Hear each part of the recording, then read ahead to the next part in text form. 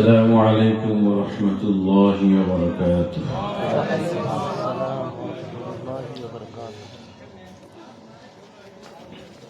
সবাই ভালো আছেন?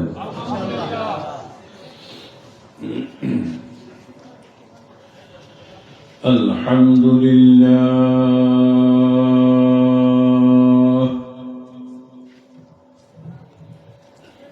আলহামদুলিল্লাহ নাহমাদুহু ওয়া নাস্তাঈনুহু ওয়া নাস্তাগফিরুহ ونعوذ بالله من شرور أنفسنا ومن سيئات أعمالنا ونشهد أن لا إله إلا الله وحده لا شريك له ونشهد أن سيدنا ومولانا محمدا عبده ورسوله أما بعد فأعوذ بالله من الشيطان الرجيم بسم الله الرحمن الرحيم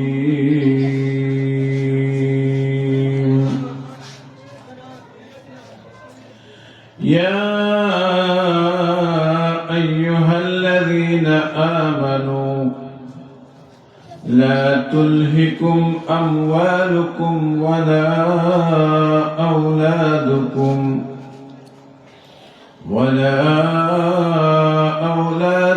عن ذكر الله ومن يفعل ذلك فأولئك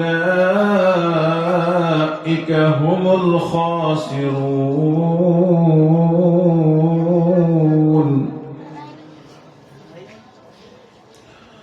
وقال تعالى في آية أخرى الذاكرين الله كثيرا والذاكرات أعد الله لهم مغفرة وأجرا عظيما صدق الله مولانا العظيم محبت شهید درود ابراہیمی نماز درود شریف کے محبت شہید کر اللهم صل على محمد وعلى آل محمد كما صليت على إبراهيم وعلى آل إبراهيم إنك حميد مجيد اللهم بارك على محمد وعلى آل محمد كما باركت على إبراهيم وعلى آل إبراهيم إنك حميد مجيد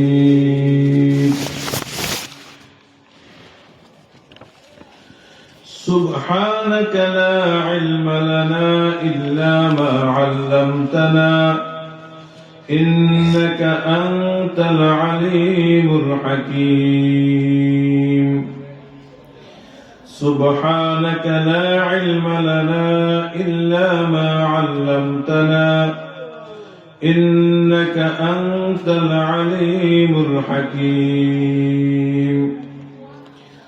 اللهم لا علم لنا إلا ما علمتنا إنك أنت العليم الحكيم رب اشرح لي صدري ويسر لي أمري واحلل عقدة من لساني يفقه قولي رب اشرح لي صدري ويسر لي أمري واحلل عقدة من لساني يفقه قولي وبك نستعين يا مستعان وبك نستعين يا فتاح الحمد لله অদ্য 27 ডিসেম্বর 2025 মাঝেরচর পারুলিয়া বাইতুল আমান জামে মসজিদ ও এলাকাবাসীর উদ্যোগে 19তম বার্ষিক ওয়াজ ও দোয়ার মাহফিলের মুহতারাম সভাপতি প্রধান অতিথি, সামনে বসা আমার বুড়া বাবারা, কলিজার টুকরা যুবক ভাইয়েরা, পর্দার আড়ালে অবস্থানরত আমার শ্রদ্ধা মা ও বোনেরা, রব্বুল আলামিনের দরবারে অগণিত শুকরিয়া যিনি আমাদেরকে এই পৌষ মাসের কনকনে শীতে গভীর রাতে এখনো বসে বসে কোরআন সুন্নাহর কিছু কথা শোনার জন্য আসার বসার তৌফিক দান করেছেন। তাই সকলের দিল থেকে শুকরিয়া আদায় করি, আলহামদুলিল্লাহ।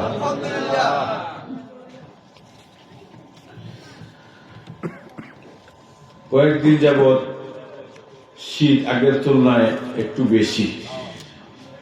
এই শীতের মধ্যেও আলহামদুলিল্লাহ শীতকে উপেক্ষা করে আপনারা এখানে বসে রয়েছেন, এটা শুধুই ঈমানের পরিচয়। কিসের পরিচয়? ঈমানের পরিচয়। মুমিনের পক্ষেই সম্ভব এই শীতকে উপেক্ষা করে কোরআনের কথা শোনা, হাদিসের কথা শোনা, এটা মুমিনের জন্যই সম্ভব।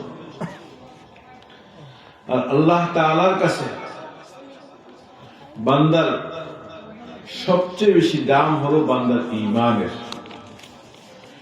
কিসের দাম বেশি? ঈমানের। রাসূল করিম সাল্লাল্লাহু আলাইহি ওয়াসাল্লাম নবুয়তের শুরু জীবন থেকে শুরু করে শেষ পর্যন্ত যত কষ্ট করছে, সমস্ত কষ্টের মূল কারণ শুধুই ঈমান। শুধুই কি? ঈমান। যে মানুষটা জন্ম মক্কা নগরীতে, যে মানুষটার জন্ম কোথায়? মক্কা নগরীতে। একদিন আর 2 দিন নয়, লাগাতার 40টা বছর সেখানে জন্ম হয়েছে, শিশুকাল গেছে, বাল্যকাল গেছে, যৌবনকাল গেছে। 40 বছর পর্যন্ত যাদের মধ্যে তিনি ছিলেন, সকলে মিলে তাকে এত আদর দিত, এত ভালোবাসত, শ্রদ্ধা করত, সকলে মিলে তাকে উপাধি দিয়েছিল আল আমিন। আল আমিন উপাধি রাসূল করিম সাল্লাল্লাহু আলাইহি ওয়াসাল্লামকে কারা দিয়েছে? মক্কা নগরীর কাফেররা উপাধি দিছে আল আমিন। নবুয়ত পাওয়ার আগের উপাধি আল আমিন। নবুয়ত পাওয়ার আগের উপাধি কি? আল আমিন, সর্ববিশ্বাসী। তাহলে কত প্রিয় ব্যক্তি ছিল, কত প্রিয় ব্যক্তি ছিল। তাদের আমানতগুলো হেফাজত করে সবাই জমা রাখতো কার কাছে? আল আমিনের কাছে। জানে আল আমিনের কাছে যদি রাখা হয় তাহলে একটু হেরফের হবে না, 19-20 হবে না, যেমন রাখি তেমনই হবে। নবুয়ত পাওয়ার আগের ঘটনা আপনারা এখানে যারা উপস্থিত আছেন, যারা আলহামদুলিল্লাহ গেছেন বাইতুল্লাহতে আলহামদুলিল্লাহ, যারা যান নাই দোয়া করি আল্লাহ যেন সকলকে যাওয়ার তৌফিক দান করেন। আমিন। বাইতুল্লাহ শরীফের দরজার পাশে একটি পাথর আছে, হাজারে আসওয়াদ, কালো পাথর। কোন এক সময় বাইতুল্লাহ নির্মাণের কাজ করার পরে এই হাজারে আসওয়াদটা বর্তমান যেখানে আছে ওখানে রাখা হবে। কে রাখবে এই পাথরটা? এই নিয়ে মক্কার বড় বড় বংশের মধ্যে মতবিরোধ দেখা দিয়েছে। এই পাথর এখানে কে রাখবে? সবার দাবি এই বরকতময় পাথর বাইতুল্লাহর দেয়ালের মধ্যে আমাদের বংশের লোকেরা রাখবে। সবার দাবি আমাদের বংশের লোকেরা রাখবে, এই হাজারে আসওয়াদ বাইতুল্লাহর দেয়ালের মধ্যে রাখবে। প্রত্যেক বংশের লোকেদের দাবি আমরা রাখবো, আমরা রাখবো, আমরা রাখবো। এমন একটা মতবিরোধ চলতেছে। সর্বশেষ সিদ্ধান্ত হলো আগামীকাল যখন রাখার সময় হবে তখন বাইতুল্লাহর এই গেট দিয়া যে আগে প্রবেশ করবে সে যে সিদ্ধান্ত দেয় এই সিদ্ধান্তই আমরা মেনে নেব। সময় যখন হলো দেখা গেল ওই গেট, ওই দরওয়াজা দিয়া যিনি প্রবেশ করতেছেন তিনি হলেন আল আমিন মুহাম্মদ ইবনে আব্দুল্লাহ সাল্লাল্লাহু আলাইহি ওয়াসাল্লাম। তখন তিনি নবী হন নাই। গেট দিয়ে কে ঢুকতেছে? আল আমিন মুহাম্মদ ইবনে আব্দুল্লাহ সাল্লাল্লাহু আলাইহি ওয়াসাল্লাম ঢুকতেছেন। যখন নাকি রাসূলকে ঢুকতে তারা দেখলেন, সবাই একসাথে চিল্লান মারল, এই তো আমাদের আল আমিন এসে বসে। আল আমিন যে সিদ্ধান্ত দেয় এই সিদ্ধান্তে আমরা মেনে নেব। আল আমিন যে সিদ্ধান্ত দেয় এই সিদ্ধান্তে আমরা মেনে নেব। এখন রাসূল কারীম সাল্লাল্লাহু আলাইহি ওয়াসাল্লাম আসলেন, সবকিছু জানলেন। জানার পরে রাসূল কারীম সাল্লাল্লাহু আলাইহি ওয়াসাল্লাম একটি রুমাল বিছালেন, রুমালের মধ্যে হাজারে আসওয়াদ পাথরটা রাখলেন। রাখার পরে বলতেছেন প্রত্যেক বংশের সর্দারদেরকে ডাক দেন। প্রত্যেক বংশের সর্দার যারা আছে ওদেরকে এক এক এক এক করে সকলকে উপস্থিত করলো। সকলকে বললো এখন আপনারা এই রুমালের চতুর্দিকে ধরেন। সকলে এই রুমালের চতুর্দিকে কি করেন? ধরেন। সবাই রুমালের চতুর্দিকে ধইরা নিয়ে আসলো।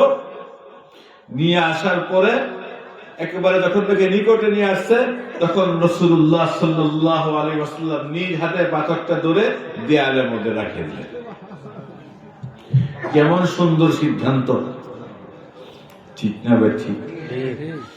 তাহলে যেই মানুষটাকে এত বিশ্বাস করছে, আমানত রাখছে, তার কথাকে তারা 100-র মধ্যে 100ই কি করছে? বিশ্বাস করছে। সবচেয়ে বেশি কষ্ট দিচ্ছে কারা? তারাই। ঠিক না ভাই? ঠিক। তারাই। যখন কোরআনে কারীমের আয়াত অবতীর্ণ হলো, আউযু বিল্লাহি মিনাশ শাইতানির রাজীম ওয়া আনযির আশীরাতাকাল আকরাবিন।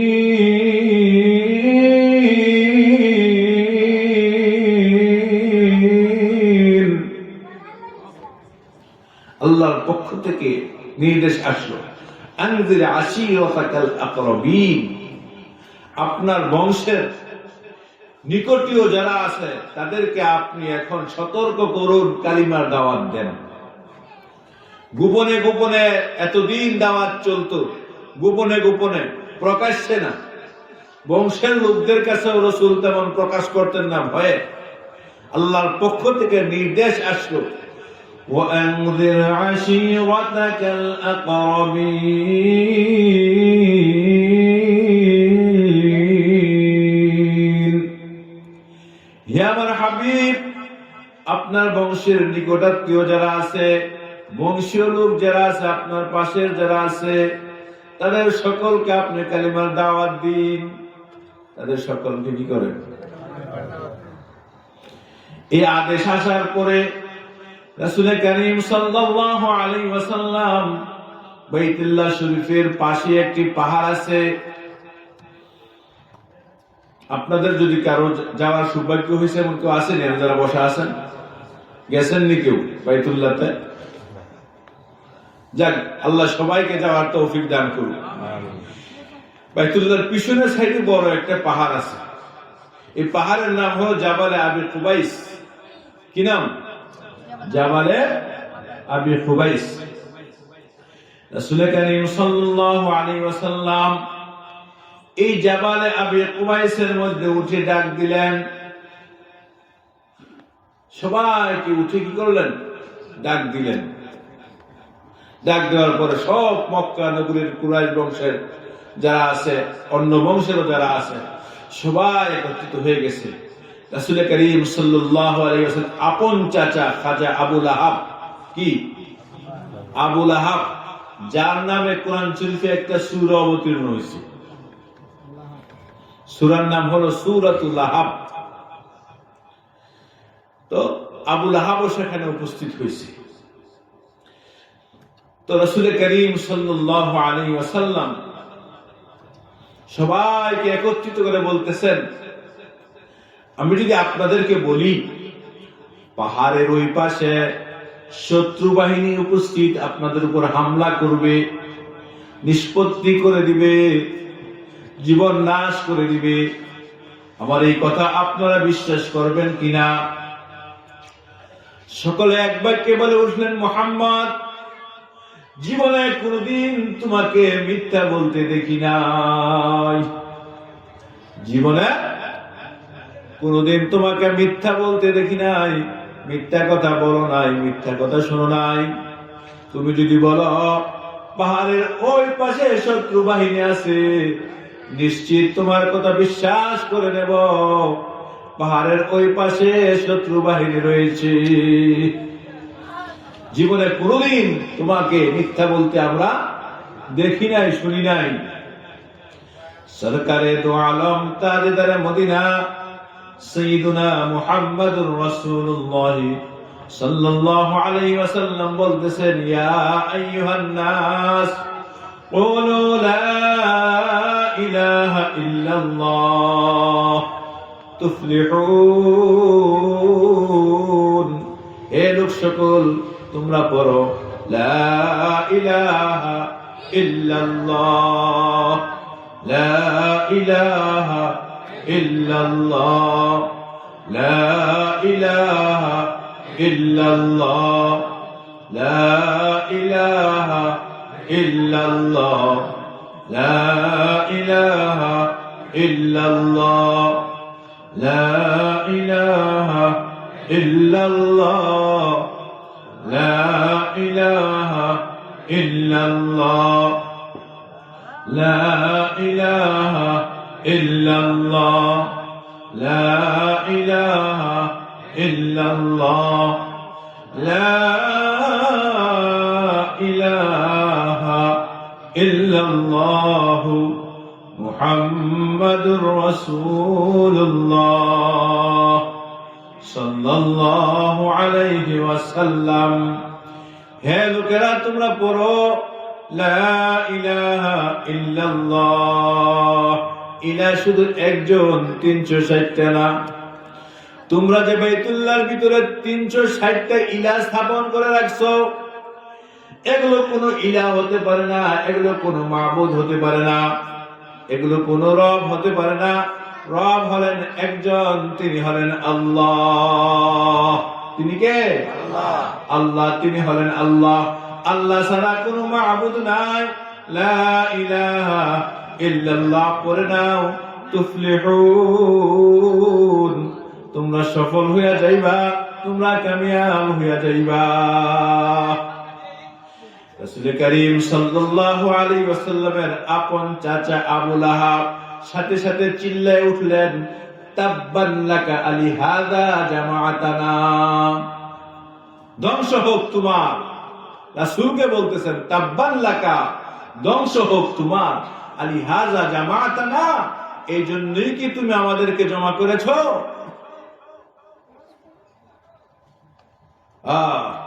এই যে আল্লাহ রাসূলের জন্য বদদুয়া করছে কেডা? আবু লাহাব। আল্লাহ এই শব্দ দিয়া সূরা অবতীর্ণ করে দিয়েছে, তাব্বাত ইয়াদা আবি লাহাবিন ওয়া তাব্ব। আল্লাহ বলেন আবু লাহাব ধ্বংস হয়ে গেছে। আবু লাহাব কি হয়ে গেছে? মা আগনা আনহু মালুহু ওয়া মা কাসাব, তাহার মাল, তাহার সম্পদ, তাহার সন্তান যা কিছু অর্জন করেছে সব শেষ, কোনো কাজে আসবে না। আবু লাহাব আপন চাচা হইয়া সে অঙ্গীকার করেছিল, আমার যত সম্পদ আছে, আমার যত মাল আছে, সব কিছু আমি মুহাম্মদকে শেষ করার জন্য, মুহাম্মদকে ধ্বংস করার জন্য ব্যয় করব। বলেন না নাউযুবিল্লাহি মিন যালিক। মা আগনা আনহু মালুহু ওয়া মা কাসাব সায়াসলা নারান যাতা লাহাবিন ওয়া ইমরাআতুহু, এই শব্দ জাহান্নামে নিক্ষিপ্ত হবেই এবং তার বিবিও। আপনারা শুনছেন বিভিন্ন ওয়াজ মাহফিলের মধ্যে রাসূল করিম সাল্লাল্লাহু আলাইহি ওয়াসাল্লামের যাতায়াত পথে যখন তিনি নামাজে যাইতেন, এই পথের মধ্যে একজন নারী কাঁটা বিছাইয়া দিত। এই ওয়াজটা শুনছেন না? কিন্তু এই নারীটা কে, এইটা কিন্তু হয়তো বা শুনতেও পারেন, নাও শুনতে পারেন। কথাটা বুঝাইছে? এই নারীটা কাঁটা বিছাইছে এক বুড়ি, এটা বলছেন। এক বুড়ি কি দিয়ে বাচ্চার কথা বলবো না, এক বুড়ি কি দিছে পথের মধ্যে কাঁটা দিয়া ধুইত প্রতিদিন, কিন্তু বুড়িটা কে এইটা জানতেন না। এই বুড়িটা হলো সরকারে দো আলম সাল্লাল্লাহু আলাইহি ওয়াসাল্লামের আপন চাচি আবু লাহাবের স্ত্রী। আপন চাচি আবু লাহাবের স্ত্রী হাম্মালাতুল হাতব। হাতব শব্দের অর্থ হইল লাকড়ি। সে জঙ্গলাত থেকে কাঁটা যুক্ত লাকড়ি কেটে আনত। এগুলো আইনার প্রতিদিন রাসূল যেই পথে কি করতেন, হাইটা মসজিদে যেতেন, এই পথের মধ্যে কাঁটা গুলি কি করতেন, বিছাইয়া দিয়ে রাখতেন। আবু লাহাবের মৃত্যু হয়েছে কঠিন ভাবে, তার স্ত্রীর মৃত্যু হয়েছে আরো কঠিন ভাবে। তাফসীরের কিতাবের মধ্যে আসছে, হাদিসের কিতাবের মধ্যে আসছে, বদরের যুদ্ধের 10-12 দিন পর আবু লাহাবের সারা শরীরে পছন্দ ধরে গেছে, গোশত খইসা খইসা পড়া শুরু হয়েছে, এমন দুর্গন্ধ হয়েছে কেউ তার পাশে যাইতে পারে না। এই অবস্থায় মারা গেছে। দুর্গন্ধের কারণে একটা গর্ত খনন করে লাঠিটা ধাক্কায়া ধাক্কায়া আবু লাহাবের লাশটা ওই গর্তের মধ্যে ফালাইয়া উপরে মাটি চাপা দিয়ে দিছে। আর আবু লাহাবের স্ত্রীর নাম ছিল উম্মে আইমান। সে স্বামীর মৃত্যুর পরেও সতর্ক হয় নাই, তার এই আমল চালু রাখছে। কি আমল? কাঁটা দেওয়ার আমল কি রাখছে? চালু রাখছে। সে যখন জঙ্গলাত থেকে যায় কাঁটা বহন করে আনতো, কাঁটাগুলি সংগ্রহ করার পরে সুন্দর করে বাঁধতো, বাইন্দা মাথাত লইতো না, এগুলো রশিটা বাইন্দা রশিটা তার গলার মধ্যে দিয়া পিছনে লটকাইয়া পরে এভাবে আসতো। তো ঘটনার ক্রমে একবার পিছনে রশি লটকাইছে, পিছনে লাঠি দিয়া এটা টাইট হয়ে তার গলার মধ্যে ফাঁসের মতন লাগিয়ে গেছে। এই যে লাগছে লাগছে, এই লাগার মধ্যে আকুইরা মুইরা রয়েছে। কোরআন শরীফে বলে ফি জিদিহা হাবলুম মিন মাসাদ, তার গলার মধ্যে ফাঁসি লাগিয়ে মারা গেছে। কে মারা গেছে? আবু লাহাবের স্ত্রী। কেন? রাসূল করিম সাল্লাল্লাহু আলাইহি ওয়াসাল্লামের পথের মধ্যে কাঁটা বিছিয়ে দিত। এই কথাও আপনাদেরকে শোনানোর উদ্দেশ্য আমার একটা, আমি প্রথম যে শব্দটা আপনাদেরকে বলেছিলাম, আল্লাহ তাআলার কাছে সবচেয়ে বেশি দামি বান্দার কোন জিনিস? ঈমান। আল্লাহ তাআলার কাছে দামি বান্দার সবচেয়ে দামি জিনিস হলো ঈমান। কি? আমরা তো দোস্ত ঈমানের জন্য কোনো কষ্ট করি নাই। ঈমানের জন্য কি করি নাই? কোনো কষ্ট করি নাই। সরকারে দো আলম তাজদার মদিনা সাইয়্যিদুনা মুহাম্মদুর রাসূলুল্লাহ সাল্লাল্লাহু আলাইহি ওয়াসাল্লামের একজন আদরের সাহাবী ছিলেন। তিনি নাম ছিল আবু যর গিফারি রাদিয়াল্লাহু আনহু। কি নাম? আবু যর গিফারি রাদিয়াল্লাহু আনহু। গিফার একটি জায়গার নাম, যেহেতু গিফার থেকে তিনি আসছেন এই জন্য তার নাম গিফারি হয়েছে। আবু যর গিফারি রাদিয়াল্লাহু আনহু থেকে কিতাবের মধ্যে অনেকগুলো হাদিস বর্ণিত হয়েছে। আবু যর গিফারি রাদিয়াল্লাহু আনহু গিফার দেশ থেকে সংবাদ পাইলেন মক্কা নগরীতে একজন লোকের আবির্ভাব হয়েছে যে নিজেকে নবী দাবি করেছে। গিফার থেকে সংবাদ পাইছে যে মক্কাতে একজন লোক নতুন ধর্ম প্রচারক আবির্ভাব হয়েছে, নিজেকে কি দাবি করছে? নবী দাবি করছে। সংবাদটা কতটুকু সত্য তা জানার জন্য নিজের আপন বড় ভাইকে মক্কা নগরীতে পাঠাইলেন। বড় ভাই মক্কা নগরীতে আসলেন, খোঁজ খবর নিয়ে আবার গিফারে চলে যায়, বলতেছে ভাই খবর সত্য, মক্কা নগরীতে যিনি আসছেন তিনি অত্যন্ত ভালো মানুষ। তিনি অত্যন্ত ভালো মানুষ। আবু যর গিফারি রাদিয়াল্লাহু আনহু ভাইয়ের সংবাদ শুনেও উনি ঠিক থাকতে পারেন নাই। নিজে গিফার থেকে মক্কা নগরীতে চলে আসছে। তখন ইসলামের একেবারে শুরু অবস্থা, মুসলমানদের সংখ্যা খুবই কম। আবু যর গিফারি রাদিয়াল্লাহু আনহু মক্কা নগরীতে আসিয়া সারাদিন বাইতুল্লাহর চত্বরে কাটাইলেন, কিন্তু কোনো খোঁজ খবর পাইতেছে না। এমন কাউকে জিজ্ঞাসা করারও সাহস পায় না, জানে জিজ্ঞাসা করলে না জানি আবার কোন সমস্যা হয়ে যায়। এই জন্য সারাদিন কাটিয়ে দিলেন। রাসূলকে দেখলেন না, চিনলেন না, বুঝলেন না। যখন রাত্র গভীর হয়ে গেল, হযরত আলী রাদিয়াল্লাহু আনহু দেখতেছেন বাইতুল্লাহর চত্বরের মধ্যে ভিন দেশি একটা লোক বসে আছে। আলী রাদিয়াল্লাহু আনহুকে দায়িত্ব দেয়া ছিল, যদি ভিন দেশি অপরিচিত কোন মুসাফির দেখা যায় তিনিকে যেন নিজের ঘরে নিয়ে মেহমানদারি করেন এবং থাকার ব্যবস্থা করেন। গভীর রাত হয়ে যাওয়ার পরে হযরত আলী রাদিয়াল্লাহু আনহু আবু যর গিফারি রাদিয়াল্লাহু আনহুকে বলতেছেন, ভাই চলেন আমার বাসায়, রাতে খাইয়া বিশ্রাম করবেন। আবু যর গিফারি রাদিয়াল্লাহু আনহু চলে গেলেন। হযরত আলী রাদিয়াল্লাহু আনহু কোথা থেকে আসছে, কেন আসছে কোনো কিছু জিজ্ঞাসা করেন নাই। আবু যর গিফারিকে রাতের বেলায় মেহমানদারি করাইছেন, শোয়ার ব্যবস্থা করাইছেন। রাতের বেলা শুয়ে রয়েছি, ভোরবেলা ঘুম থেকে উঠে আবু যর গিফারি আবার বাইতুল্লাহর চত্বরে চলে আসছে। ও আমার প্রিয় ভাইরা, পর্দার আড়ালের মা ও বোনেরা, একটু কান খুলে শুনেন, ভালো করে বুঝেন। পরের দিন সারা দিন আবু যর গিফারি রাদিয়াল্লাহু আনহু বাইতুল্লাহ চত্বরে রয়ে গেলেন। মনে মনে খুঁজেন নিজের মনের মানুষটাকে, মুহাম্মাদুর রাসূলুল্লাহ। কাকে খুঁজেন? মুহাম্মাদুর রাসূলুল্লাহ সাল্লাল্লাহু আলাইহি ওয়াসাল্লামকে খুঁজেন। কিন্তু যাদেরকে দেখলেন মনের কোনো শান্তি পাইল না, কাউকে বিশ্বাস হয় না এই লোকটা যে মুহাম্মদ হবে। এমনই ভাবে দিন কেটে গেল, রাত গভীর হয়ে গেল। যখন রাত গভীর হয়ে গেল, হযরত আলী রাদিয়াল্লাহু আনহু আগের দিনের মতন আবার নিজের বাড়িতে নিয়ে গেলেন। রাতের বেলা খানা খাওয়াইলেন, ঘুম পাড়াইলেন, আবার ভোরবেলা চলে আসলেন, কোনো কিছু জিজ্ঞাসা করেন নাই। এমনই ভাবে তৃতীয় দিন চলে গেল।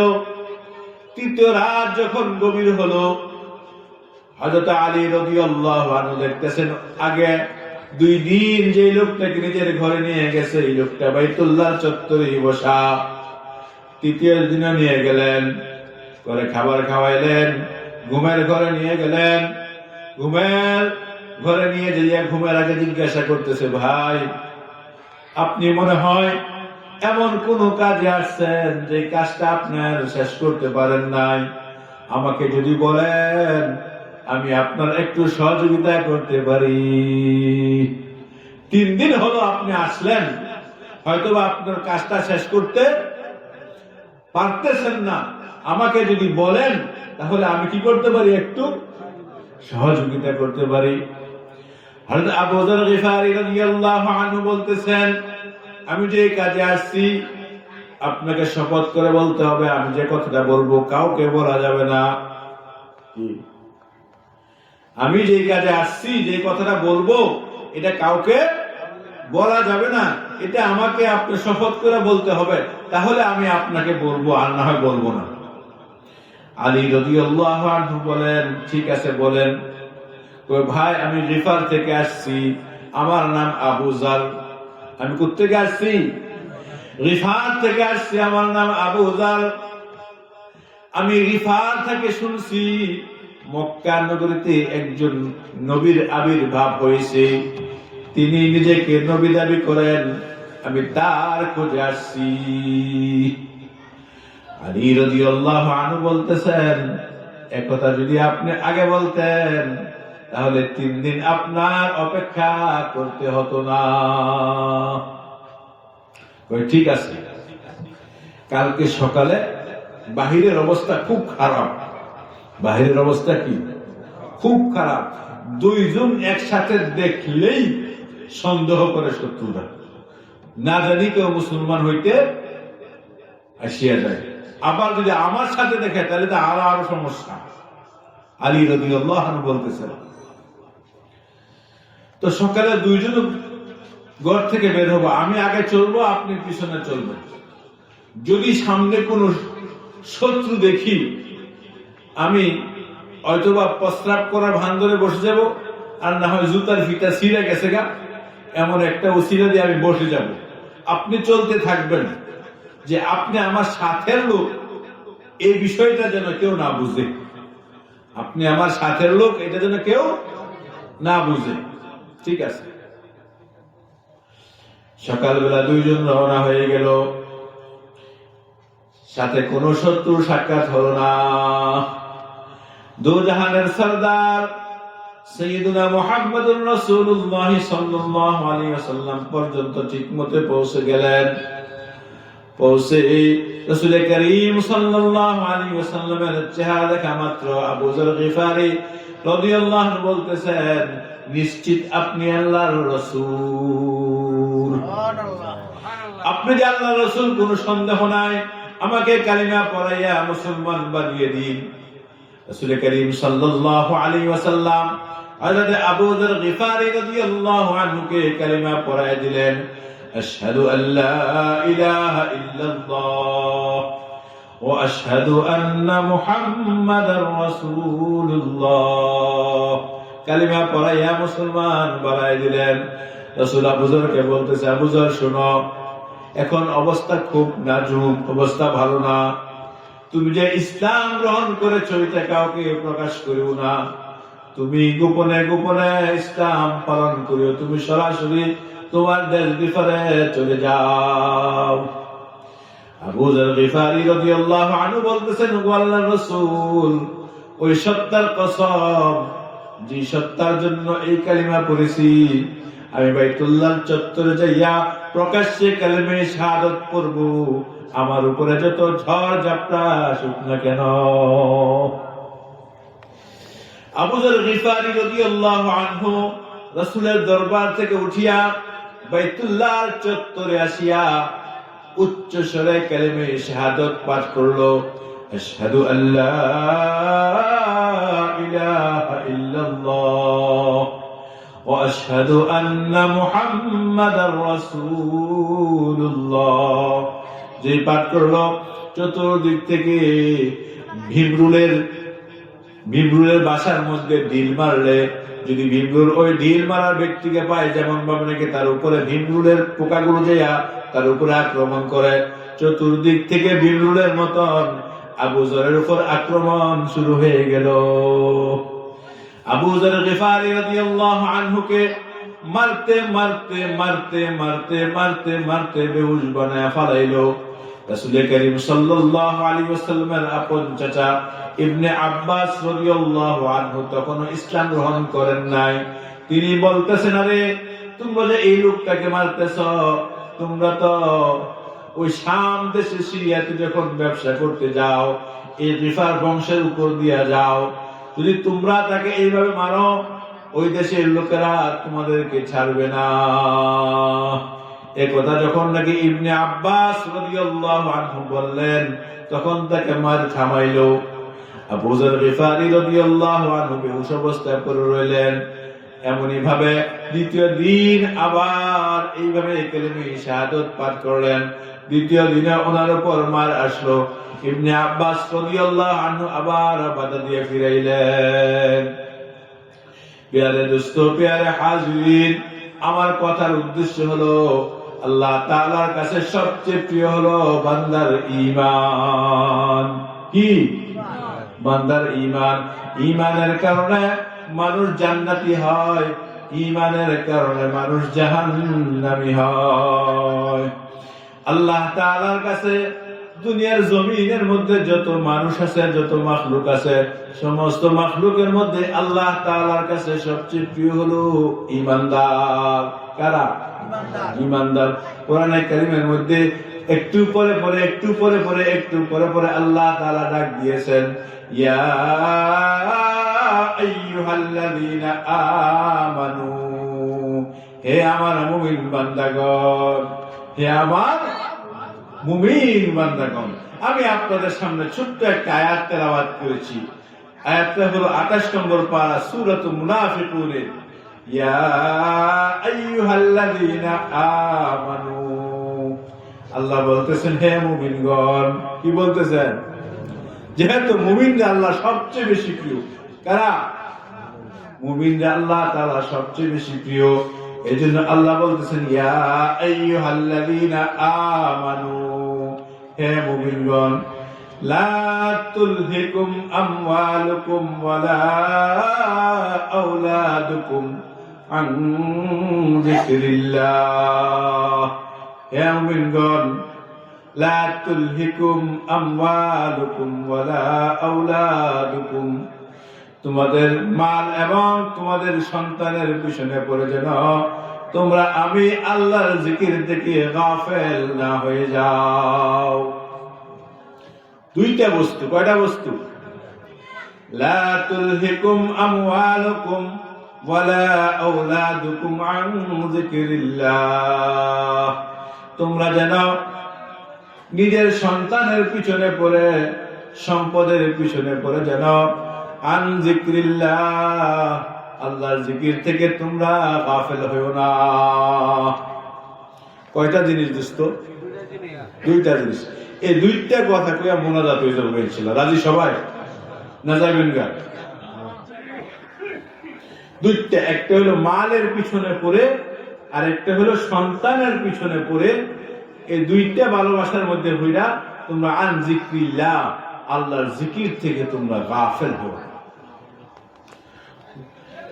ওয়ামান ইয়াফআল যালিক, আল্লাহ বলেন যে লোকটা মালের পিছনে পড়ে অথবা সন্তানের পিছনে পড়ে আল্লাহর জিকির থেকে গাফেল হয়ে গেল, ফাউলাইকা হুমুল খাসিরুন, নিশ্চিত তারা ক্ষতিগ্রস্ত। ও নিশ্চিত তারা কি? ক্ষতিগ্রস্ত। আল্লাহ যদি বলে ক্ষতিগ্রস্ত, তাহলে এই লোকটা কি সফল? হাসপাতালে নিচে ডাক্তার পরীক্ষা নিরীক্ষা করে বলছে দুটোটা কিডনি নষ্ট হয়ে গেছে। ডাক্তার পরীক্ষা করে কি বলছে? দুনো কিডনি কি হয়ে গেছে গা, নষ্ট হয়ে গেছে। এখন আপনি কি করবেন? বাড়িতে নিয়ে যান, যে কয়দিন ভালো বুড়া খাইতেছে খাওয়াই দেন। দুই কিডনি যখন তার নষ্ট হয়ে গেছে, এই লোককে আর বাঁচানো সম্ভব না। ডাক্তার বলে দিছে কিডনি নষ্ট হয়ে গেছে, ডাক্তার বলে দিছে বাল্ব নষ্ট হয়ে গেছে, ডাক্তার বলে গেছে কলিজার মধ্যে ক্যান্সার ধরছে, এটা আর ঠিক হবে না।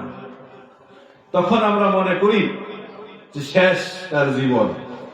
ঠিক না বেঠা? আমার প্রিয় ভাইয়েরা, আমার পর্দার আড়ালের মা ও বোনেরা, রব যার সম্পর্কে সিদ্ধান্ত দিয়েছে, আল্লাহ যার সম্পর্কে সিদ্ধান্ত দিয়েছে, ফাউলাইকা হুমুল খাসিরুন, এই লোকটা ক্ষতিগ্রস্ত। আল্লাহ যেখানে বলছে ক্ষতিগ্রস্ত, নিশ্চিত সে ক্ষতিগ্রস্তই, সে ক্ষতির বাইরে না। সে নিশ্চিত ক্ষতিগ্রস্ত, সে ক্ষতির বাইরে না। কাদেরকে ক্ষতিগ্রস্ত বলছেন আল্লাহ?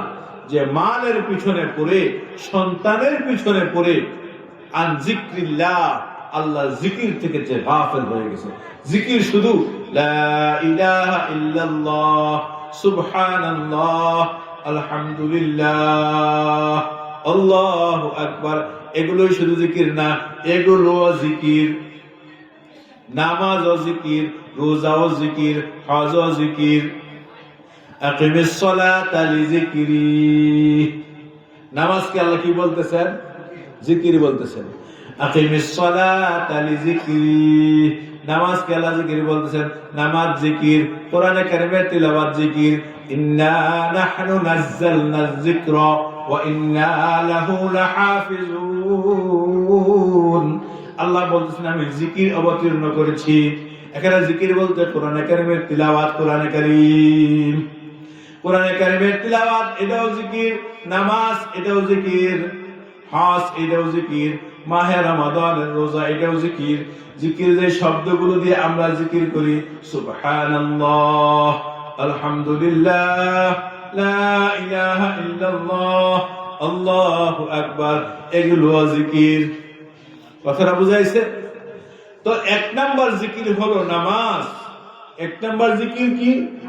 নামাজ। আমার আগের যিনি আলোচনা করেছেন তিনি নামাজ সম্পর্কে আলোচনা করেছেন, এই জন্য আমি ওই কথাটা বেশি বলবো না। তবে দোস্ত, মালের পিছনে পড়ে, দুনিয়ার কামাইয়ের পিছনে পড়ে, অফিস করতে যাইয়া, দোকানদারি করতে যাইয়া, খেতে চাষাবাদ করতে যাইয়া, ডিউটি পালন করতে যাইয়া যার নামাজ ছুটে যায়, কি ছুটে যায়?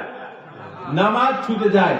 আমি বলি না, আমার রব বলে, আল্লাহ বলে, ফাউলাইকা হুমুল খাসিরুন, আল্লাহ বলে নিশ্চিত সে ক্ষতিগ্রস্ত। আল্লাহ কি বলেন? নিশ্চিত সে ক্ষতিগ্রস্ত। আল্লাহ সিদ্ধান্ত দিয়েছে আমি ক্ষতির মধ্যে আছি। আর আমি যদি মনে করি আমি নামাজ না পড়ি আমি সুখে আছি, নামাজ না পড়ি আমি শান্তিতে আছি, কাজ করি আমি ভালো কাজ করতেছি, না দোস্ত, না। আমার রব আমার সম্পর্কে সিদ্ধান্ত দিয়েছেন আমি ক্ষতির মধ্যে আছি, সুতরাং আমি ক্ষতির মধ্যে আছি। আমি কিসের মধ্যে আছি? আমি ক্ষতির মধ্যে আছি। আমি যদি দুনিয়াকে প্রাধান্য দিয়া নামাজ থেকে পিছনে পড়ে যাই, আমার রবের সিদ্ধান্ত, রব বলতেছে আমি কিসের মধ্যে আছি? ক্ষতিগ্রস্তের মধ্যে আছি। এখন ভাইয়েরা, যারা আমরা এখানে বসে বসে কথা শুনতেছি, দূর থেকে যারা মাইকের সাউন্ড বক্সের আওয়াজ শুনতেছি, পর্দার আড়ালে আমার যে সমস্ত মায়েরা বোনেরা বসে কথা শুনতেছেন, অনেক সময় আমার মায়েরা বোনেরা সন্তানের কিছু সমস্যার কারণে নামাজ কাজা করে ফেলে। অনেকে দশে নামাজ পড়েই না, আবার যারা পড়ে তারা কি করে? সন্তানের বিভিন্ন খেদমত করতে যাইয়া, ছোট বাচ্চাদের সেবা করতে যাইয়া, ছোট বাচ্চাদের বিভিন্ন সেবার অজুহাত দিয়া নামাজ কাজা করে ফেলে। কি করে? নামাজ কাজা করে। আল্লাহ বলেন, লা তুলহিকুম আমওয়ালুকুম ওয়ালা আওলাদুকুম আন যিকরিল্লাহ, তোমাদের সন্তানের কারণে, তোমাদের মালের কারণে যেন তোমরা আল্লাহর জিকির থেকে তোমরা যেন গাফেল না হও, অলস না হও। যদি হয়ে যাও, আমি আল্লাহ সিদ্ধান্ত দিলাম নিশ্চিত তুমি ক্ষতিগ্রস্ত। নিশ্চিত তুমি কি? ক্ষতিগ্রস্ত। এই জন্য পেয়ারে ভাইরা, পর্দার আড়ালে আমার অবস্থানরত আমার মায়েরা বোনেরা, আমরা ক্ষতিগ্রস্তের মধ্যে থাকবো না ক্ষতির থেকে উঠার চেষ্টা করব বলেন?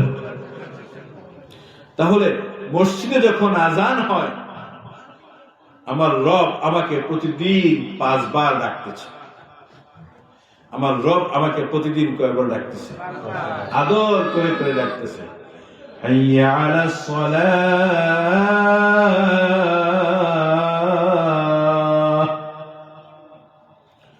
হাইয়া আলাল ফালাহ। আমার রব প্রতিদিন কয়বার করে ডাকতেছে? 5 বার করে। বান্দা আসো নামাজে, বান্দা আসো সফলতায়, আসো মসজিদে। এই আওয়াজটা কার কানে পৌঁছে না বলেন? এই আওয়াজ কার কানে পৌঁছে না? সবার কানে এই আওয়াজটা কি করে পৌঁছে। তারপরেও দোস্ত মসজিদ তো ফাঁকা। ফাঁকা বললে তো হয় না, মসজিদ খালি বলতে হয়। ঠিক না বেঠিক?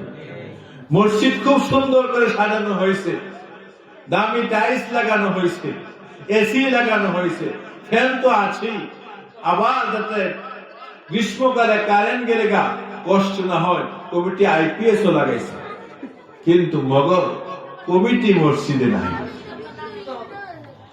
কমিটি কি নাই? মসজিদে নাই। ঠিক না বেঠিক? রাগ কইলেন না, আমাদের মাজার এমন কমিটি না থাকতে পারে, অন্যান্য এলাকায় আছে। সুন্দর করে কমিটি মসজিদ করছে, এসি লাগাইছে, আইপিএস লাগাইছে, সবকিছু করছে, কিন্তু মগর মসজিদে আসে না। কি করে না? মসজিদে আসে না। দোস্ত, আপনার আমলের অর্থের জন্য যদি হালাল পয়সা উপার্জন করে মসজিদ লাগিয়ে থাকেন, নেকি পাইবেন ইনশাআল্লাহ। কিন্তু মসজিদে না আসার কারণে দোস্ত যে গুনাহ হয়েছে, এই গুনার থেকে আপনার আমার বাঁচার কোনো উপায় নাই। প্রিয় ভাইয়েরা, পর্দার আড়ালের মা ও বোনেরা, আমার আল্লাহ আমাকে প্রতিদিন কয়বার ডাকতেছে? 5 বার ডাকতেছে, আদর করে করে ডাকতেছে, আমার বান্দা আসো, আমার ঘরে আসো, নামাজটা পড়ে যাও। নামাজকে বলিও না কাজ আছে, কাজকে বলো নামাজ আছে। সবাই বলেন, নামাজকে বলিও না কাজ আছে, নামাজকে বলিও না কাজ আছে। বলেন, কাজকে বলো নামাজ আছে। কথা ঠিক না বেঠিক? নামাজকে বলিও না কাজ আছে, কাজকে বলো নামাজ আছে। এই কথার উপর থাকতে পারবো তো আমরা ইনশাআল্লাহ? আল্লাহ আমাদেরকে তৌফিক দান করুন। এই মাঘ মাসের ডিসেম্বরের আজকে 27 তারিখ, কঠিন শীতের মধ্যে বসে আপনার ওয়াজ শুনতেছেন, 100% আমার দিলে সাক্ষী দিচ্ছে আল্লাহ এই লোকগুলোকে মাফ করে আনতে নিব। এই লোকগুলোকে মাফ করে তারপরে কি করবে? একান্তে নিবে।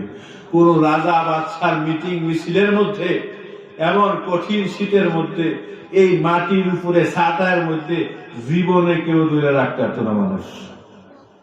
শুধুই কোরআনের মহব্বতে, রাসূলের মহব্বতে, আল্লাহর মহব্বতে আপনারা বসে রয়েছে। ঠিক না বেঠিক?